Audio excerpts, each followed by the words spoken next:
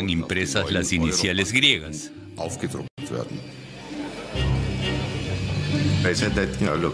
Le dije, ¿cómo se supone que usará este billete un ciudadano o campesino griego que no sabe latín?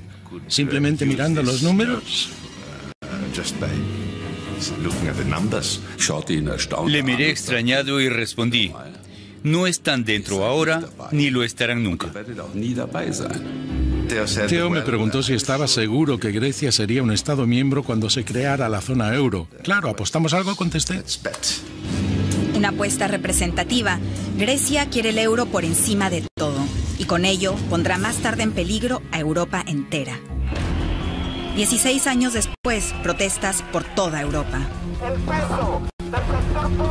Rabia y desesperación. Me enojo mucho por lo de Grecia, porque nos engañaron. Todos los países mintieron en sus libros contables. No se puede criticar a los demás cuando uno mismo incumple las normas. ¿Cómo pudo llegarse a esta situación? Un par de trampas acá y allá. Todos estaban implicados. Todos tenían las manos sucias. También Alemania. No desvelaré las artimañas de burla de control de las arcas públicas.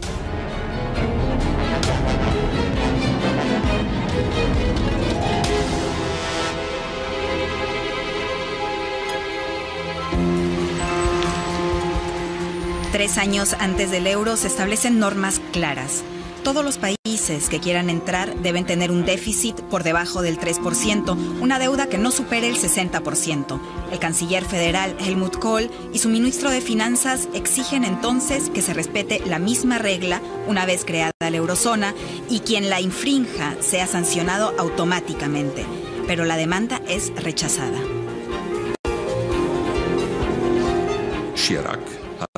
Jacques Chirac pensaba que era una idea de los tecnócratas alemanes y se opuso.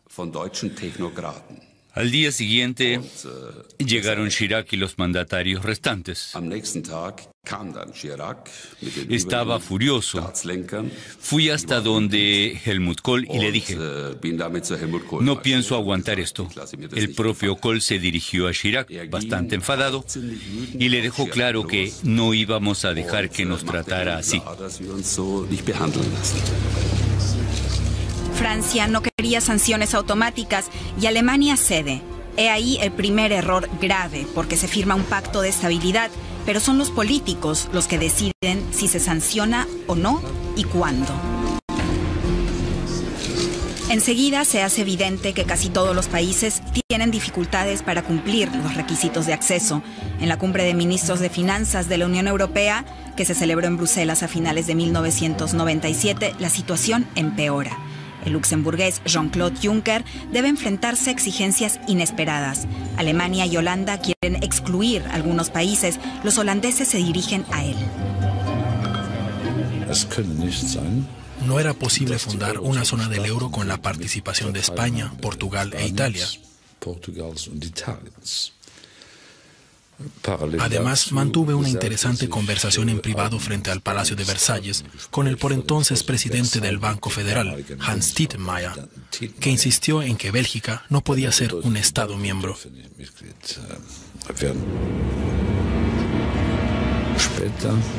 Más tarde, los franceses argumentaron que si Italia no era miembro de la Unión Monetaria desde sus orígenes, ellos no participarían en el proyecto. Así que Theo Weigel me llevó hasta un rincón y charlamos un buen rato. Me dijo, si esta es la postura de Francia, no saldrá nada de esto.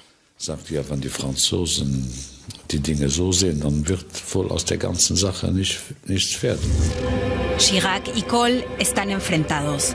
En realidad Italia no puede participar porque no cumple los requisitos de adhesión, pero ya no se trata de requisitos, sino de influencias y poder. Francia quiere tener a Italia como un aliado poderoso en la zona del euro y como contrapeso a Alemania. El histórico proyecto se tambalea. El canciller Kohl quiere introducir el euro a cualquier precio. Así que dejan de lado las reglas y firman un impreciso pacto que debía parecer todo lo contrario.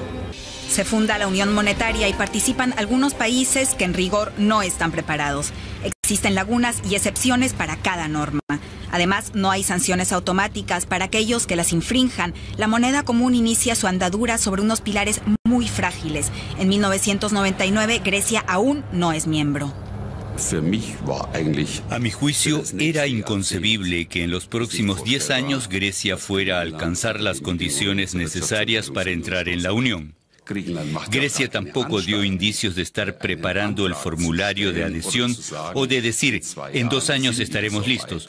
Por eso no se planteó el tema. Pero la apuesta de Weigel aún está pendiente.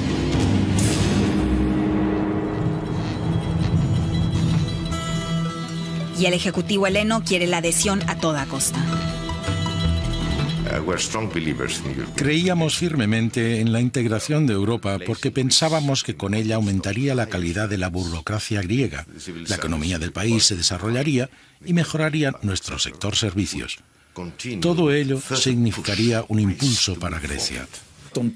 Y por encima de todo, queríamos ser parte de la eurozona para introducir así disciplina monetaria y fiscal en el país.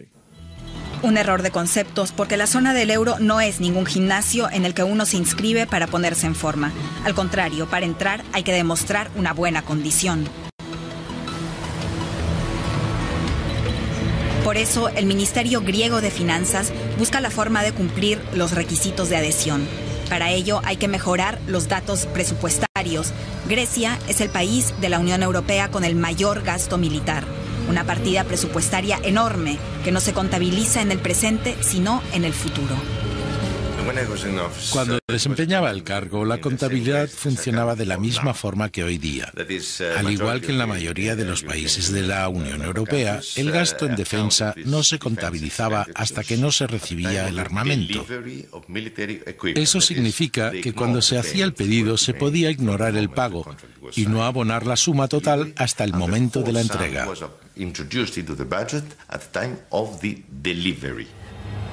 La Oficina de Estadística griega se ocupa de preparar el formulario de adhesión a la eurozona con cifras estatales. Parte de estos datos solo podían facilitarse por teléfono. En general, la calidad de la burocracia griega es muy mala, la formación es deficiente y los sistemas de organización desactualizados. Solo hay que recordar que hasta 1997 no existían dispositivos electrónicos en el Ministerio de Finanzas, todo se escribía a mano. Así que se trataba de un sistema extremadamente anticuado, ineficiente y obsoleto. Grecia envía sus cifras a la Oficina de Estadísticas de la Unión Europea, Eurostat, en Luxemburgo. Ellos se encargan de procesar los datos, pero no los verifican. Otro grave error, tal y como quedará demostrado después. Cuando la Comisión propuso conceder a Eurostat la posibilidad de trasladarse hasta los países para mirar en sus libros de cuentas, los Estados miembros, incluido Alemania, se opusieron, alegando que eso supondría una intromisión en la soberanía nacional. Los números continúan su viaje. Llegan al Banco Central Europeo en Frankfurt, donde serán analizados. El banco emisor debe comprobar si Grecia está preparada para entrar en la zona del euro.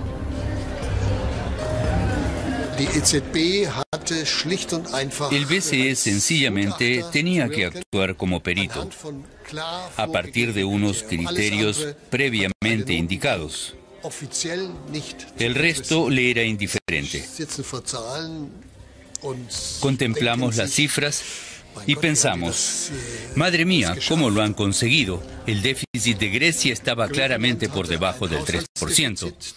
No pudimos saber a ciencia cierta en qué grado habían maquillado los datos. Solo nos lo imaginábamos a grandes rasgos. El Ministerio Alemán de Finanzas también recibió el informe del Banco Central Europeo sobre Grecia.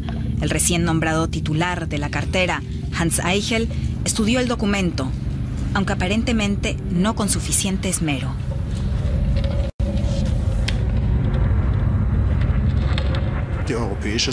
En su informe, el Banco Central Europeo aseguraba que Grecia avanzaba en la dirección correcta y que podíamos admitirla. En este informe de Convergencia 2000 sobre Grecia no hay una sola frase que afirme que Grecia está lista y puede ser admitida. No la hay. Como cualquier informe, no arrojaba luz. Tampoco en este caso se pronunciaba claramente sobre Grecia. Pero la frase decisiva era que Grecia avanzaba en la dirección correcta, al igual que Italia y Bélgica, y que por ello los tres países podían ser admitidos.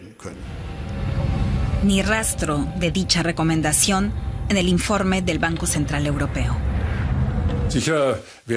Seguramente hubiera sido de agradecer que el por entonces gobierno federal redactara una petición oficial para que el Bundesbank emitiera un dictamen, pero no fue así.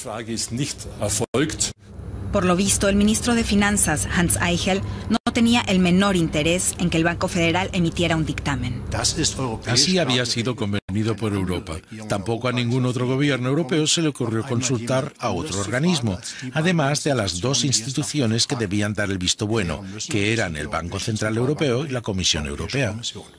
En cualquier caso, me daba la sensación de que el Ejecutivo alemán estaba por entonces más interesado en minimizar el debate sobre los criterios para Grecia, en restarle en la medida de lo posible importancia para no centrar la atención pública sobre esa cuestión. Solo una persona se niega a seguir guardando silencio. El presidente del Bundesbank en el Estado Federado de Hesse hace de tripas corazón y aprovecha una rueda de prensa de la entidad para hablar claro sobre Grecia. En aquella ocasión dije que en mi opinión la adhesión de Grecia debía retrasarse un año, porque el país no cumplía con los criterios del Tratado de Maastricht. Y por encima de todo, porque consideraba que el primer país que entrara en la Unión, después de los 11 fundadores, debía respetar Maastricht. De lo contrario, enviaba a otros países que quisieran seguir sus pasos el mensaje de que en la Unión Europea no cumplimos las normas. Inmediatamente después de que las agencias publicaran mis declaraciones, la cotización del dracma cayó y también el mercado de valores griego. Porque en los mercados algunos interpretaron que mis palabras ponían en tela de juicio la adhesión de Grecia. Ello provocó que el ministro griego de Finanzas acudiera a mí. ¿Cómo es posible que alguien que no tiene ninguna autoridad en el Bundesbank diga algo así y que por pertenecer al Consejo del Banco Central sus palabras tengan semejante repercusión? No puede ser.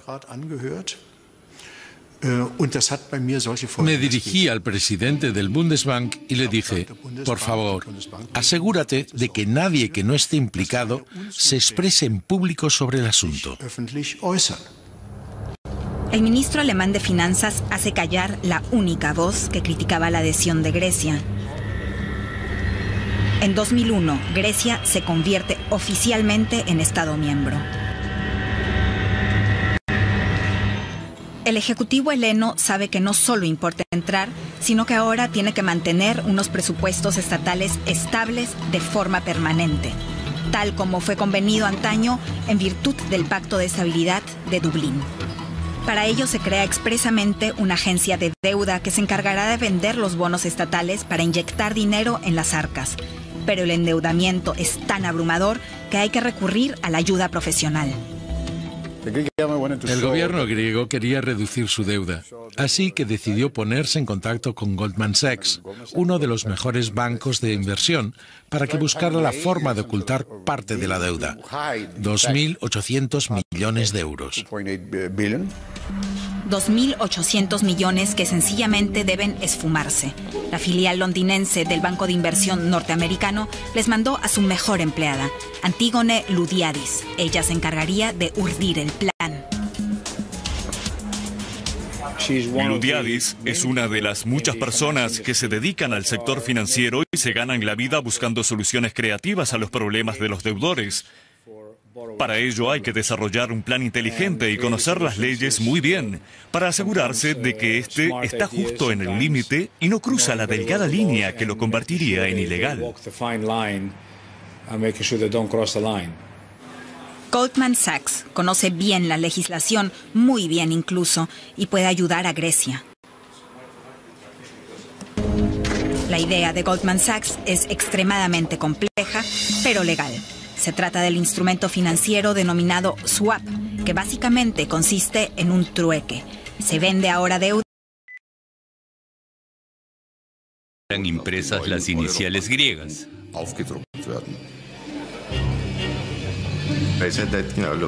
Le dije, ¿cómo se supone que usará este billete un ciudadano o campesino griego que no sabe latín? ¿Simplemente mirando los números? Le miré extrañado y respondí, no están dentro ahora, ni lo estarán nunca. Theo me preguntó si estaba seguro que De los tecnócratas alemanes y se opuso. Al día siguiente llegaron Chirac y los mandatarios restantes. Estaba furioso. Fui hasta donde Helmut Kohl y le dije, no pienso aguantar esto.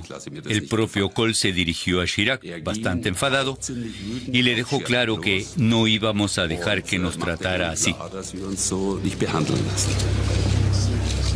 Francia no quería años antes del euro, se establecen normas claras. Todos los países que quieran entrar deben tener un déficit por debajo del 3%, una deuda que no supere el 60%.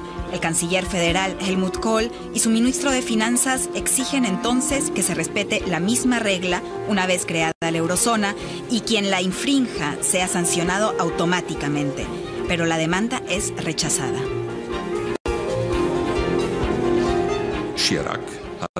Jacques Chirac pensaba que era una idea de... Grecia sería un Estado miembro cuando se creara la zona euro. Claro, ¿apostamos algo? Contesté. Una apuesta representativa. Grecia quiere el euro por encima de todo y con ello pondrá más tarde en peligro a Europa entera. 16 años después, protestas por toda Europa. Rabia y desesperación. Me enojo mucho por lo de Grecia, porque nos engañaron. Todos los países mintieron en sus libros contables.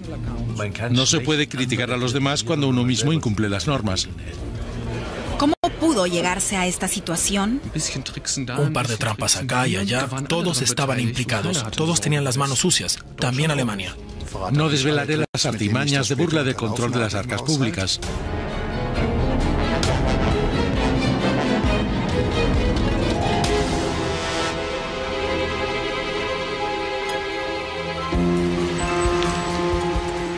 Tres años